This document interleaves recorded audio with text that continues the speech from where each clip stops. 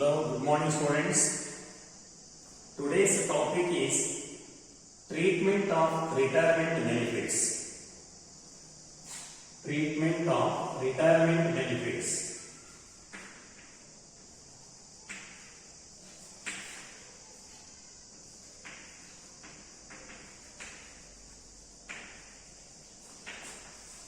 Treatment of retirement benefits.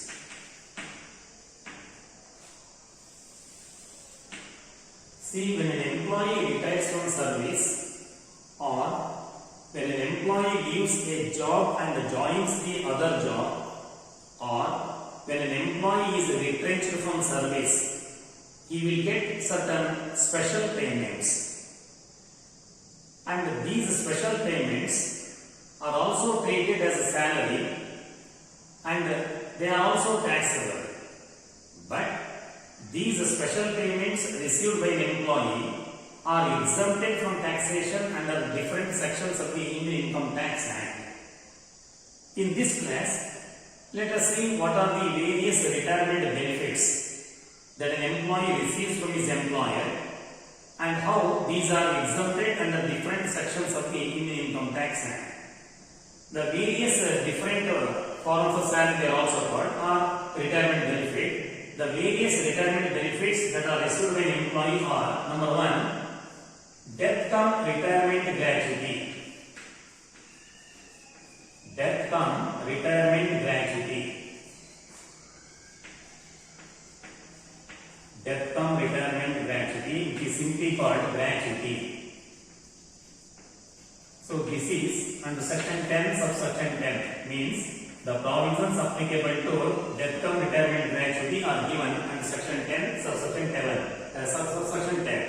So this is the first retirement benefit that every employee receives usually. Okay. Second one is pension and commuted value of pension.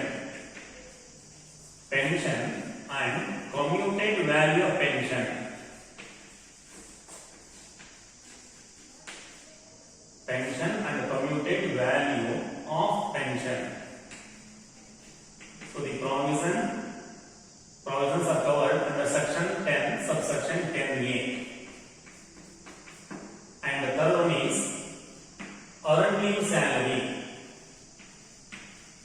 Earned leave salary. So the provisions are contained under section 10 subsection 10AA. Earned leave salary. Number 4, compensation for retrenchment. Compensation for retrenchment. Compensation for retrenchment. The provisions are given under section 10 subsection 10B of the Indian Income Tax Act. Then fifth one is voluntary retirement compensation. Voluntary retirement compensation. Voluntary retirement compensation or compensation at the time of voluntary retirement. Voluntary retirement compensation. The provisions are given under section 10 subsection 10C of the Indian Income Tax Act. Then refund from various provident funds. Refund from various provident funds. Various PFs, provident funds. The provisions are given under section 10 and subsection 11 and 12. Subsections 11 and 12. Okay. So these are the various retirement benefits that an employee receives from his employer. First one is death cum retirement gratuity. The provisions related to death cum retirement gratuity are given under section 10 subsection 10 of the Indian Income Tax Act. So this is simply called gratuity. Second retirement benefit is pension and commuted value pension. The provisions related to pension and commuted value pension are given under section 10 subsection 10A. Then third one is earned leave salary. That is also called encashment of earned leave or simply leave salary.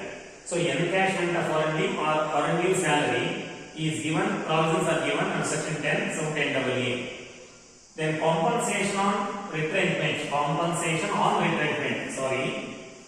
compensation on retrenchment. If the employee is retrenched from service, so he will be paid some compensation, and the compensation provisions are contained under section 10, subsection 10b. Then voluntary retirement compensation. If any employee takes voluntary retirement, so he will be paid some compensation by his employer. So the provisions related to voluntary retirement compensation are covered under section 10, some 10c. Then refund from various provident funds. If the employee was a member of any provident fund, so at the time of retirement, he will get the money back from the provident fund. So the provisions are contained under section 10 and two subsections 11 and 12. So these are the various retirement benefits that an employee receives from his employer. Now let us see how these are treated under the Indian Income Tax Act. So as I have already explained, these are also salary, no doubt. So at the outset, it appears that these items received by an employee are also taxable. But under section 10, subsection 10 and section 10 sub 10A and section 10 sub 10A, 10AA, section 10 sub 10B, like that, some concession is given. That means out of the lump sum payment received under these sections, a part would be exempted and the remaining part is taxable. So let us see the provisions related to these items one by one. So thereby we can understand the meaning of these items and the treatment of these items under the Indian Income Tax Act. In this class, first let us see the provisions related to death cum retirement gratuity and section 10, subsection 10. The primary question is, what is gratuity? Gratuity means it is a lump sum payment made by an employer to his employee in consideration of the long and unblemished service of the employee. Gratuity means it is a lump sum payment made by an employer to his employee in consideration of the long and unblemished service of the employee. So this is paid usually at the time of the death of the employee or retirement of the employee, whichever is earlier. And this is paid with reference to the duration of the service rendered by the employee. See, earlier this payment was made voluntarily by the employers. But nowadays, because of the government regulations, it has become almost a compulsory payment to be made by every employer to his employees. Now, what are the provisions related to such a death cum retirement gratuity? Because death cum retirement gratuity, prima facie, it is taxable completely because gratuity is also included in the definition of salary given in section 17, subsection 1. Okay? Gratuity is also salary according to 17(1). So it appears that gratuity is also taxable. But under section 10, subsection 10, some part of gratuity is exempted from taxation. Exemption is given for gratuity. And complete amount is not exempted. A part of the gratuity is exempted and remaining part of the gratuity is taxable. That's why we have to study what are the provisions of section 10, subsection 10. See, to give exemption for gratuity under section 10, subsection 10, employees have been classified into three categories. For giving exemption for retirement gratuity or gratuity simply, employees have been classified into three categories. The first category employees are called government employees. Government employees.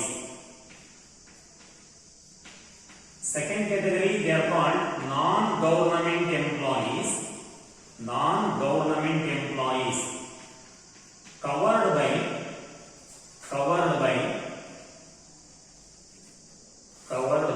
the payment of Gratuity Act 1972. Covered by the payment of Gratuity Act 1972. Payment of Gratuity Act 1972. And third category, they are also non-government employees. Non-government employees not covered by the payment of Gratuity Act. Not covered by the payment of Gratuity Act 1972. In such a way, employees have been classified into three categories for the purpose of giving exemption for gratuity amount received by the employee. The first category employees are called government employees. Second category, non-government employees, private employees, but covered by the provisions of the Payment of Gratuity Act 1972, which is Central Act. So the provisions are applicable. So where the provisions of the Gratuity Act 1972 are applicable and the employee is a private employee, he belongs to second category. Third category, they are also non-government, they are also private employees, but to these employees, the provisions of the Gratuity Act 1972 do not apply. That's why these are called the third category employees. So like that, employees are being classified into three categories. Let us see the provisions related to these categories of employees one by one. The first category, government employees. See, any death cum retirement gratuity issued by any government employee, whether central government employee or state government employee or an employee of a local authority, excluding the employees of the statutory corporation. So, employees of the statutory corporations are kept outside the purview. So, only central government employees, state government employees and employees of a local authority. So, these three are covered under government employees category. So, in the case of these employees, any death cum retirement gratuity received by the employee is completely exempted from taxation. No part of gratuity is taxable in the hands of the government employees. There is no restriction as far as the amount of gratuity received, whatever it may be. So the whole amount of gratuity received by a government employee is completely exempted from taxation. Who are they? They are the central government employees or state government employees or employees of a local authority. In these cases, the gratuity received by the employee is totally exempted from taxation. So no calculations you have to make. Second category, non-government employees covered by the Payment of Gratuity Act 1972. So this category covers the employees who are non-government, but to whom the Payment of Gratuity Act 1972 applies. So if these non-government employees are covered under the Payment of Gratuity Act 1972, in the hands of these employees also, the gratuity amount received by the employee is exempted from taxation, but not completely. It is restricted to the least of three amounts. That means, under Section 10, subsection 10, there are three amounts given for the second category employees. Out of these three amounts, the least would be exempted and balance is taxable. Then what are the three amounts and how they are calculated? Let us see. For the second category employees, the first amount for the second category employees is 15 days salary.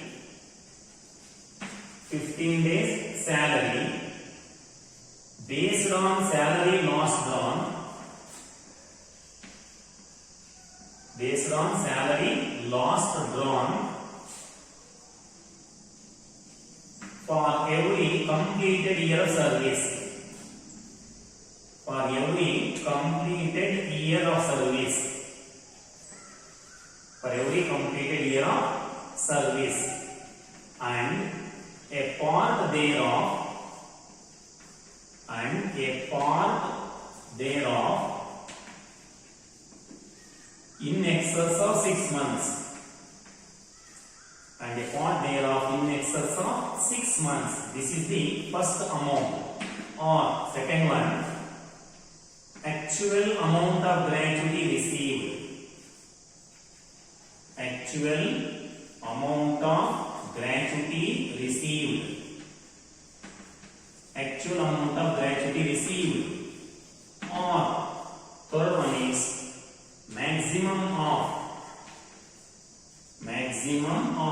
or you may write maximum limit, maximum of rupees 20 lakh, maximum of rupees 20 lakh.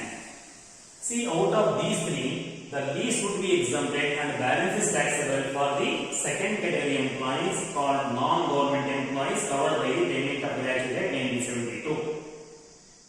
So for the second category employees, you make these three calculations. Out of these three, the least is exempted and balance is taxable.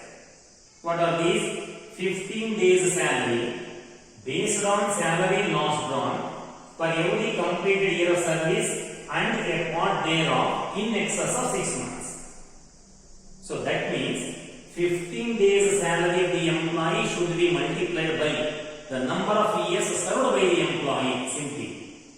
15 days salary of the employee should be multiplied by the number of years of service of the employee. So that gives you the first amount.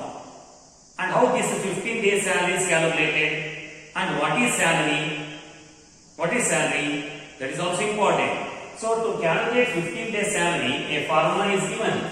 See, 15 days salary is equal to, here I write, 15 days salary is equal to, 15 days salary is equal to salary lost drawn. Salary lost drawn means last month salary divided by 26 into 15. Okay. 15 days salary is equal to salary lost drawn. Salary lost drawn means last month salary. At the time of retirement, what was the last month salary of the employee, that you have to take as the numerator. Divided by 26, multiplied by 50. So 15 days salary is equal to salary lost drawn divided by 26 into 15. And now the question is, what is included in salary lost drawn or last month salary? So here, for the purpose of second category employees, salary lost drawn or last month salary means basic salary of the employee plus DA, dearness allowance. And DA must be included, whether it is given under the terms of employment or not. DA must be included with basic salary for calculation of exemption for gratuity for second category employees. So in my earlier discussions, I told you that DA should be included in calculations only when it is given under the terms of employment, otherwise that should not be included. But this is the only exception where DMS allowance is included with the basic salary for calculation. So for second category employees, while calculating gratuity exemption in section 10 sub 10, salary means basic salary plus DA. So last month basic salary, last month DA, they should be aggregated. That becomes salary lost drawn. Divided by 26, multiplied by 50, you will get the 15 days salary. Then 15 days salary is to be multiplied by the number of years served by the employee. Then how to calculate the number of years served by the employee?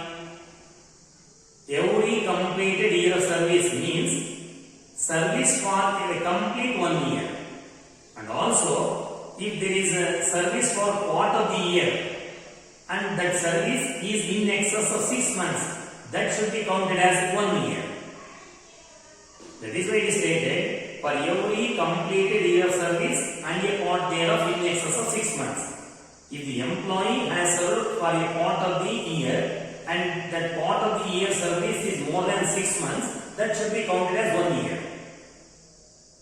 If the part of the service for a year is not exceeding 6 months, it is exactly 6 months, then it should be ignored.